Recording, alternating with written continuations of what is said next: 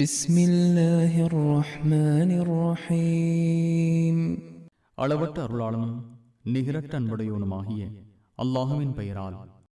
يا أيها الذين آمنوا إذا نودي للصلاة من يوم الجمعة فاسعوا إلى ذكر الله وذروا البيع ذلكم خير لكم إن كنتم تعلمون.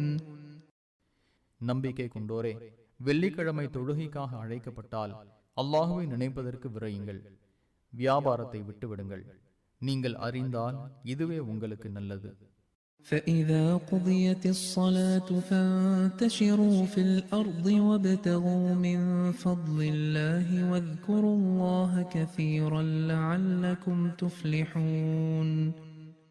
தொழுகை முடிக்கப்பட்டதும் பூமியில் அலைந்து அல்லாஹுவின் அருளை தேடுங்கள், அல்லாஹுவை அதிகம் நினையுங்கள், நீங்கள் வெற்றி பெறுவீர்கள்.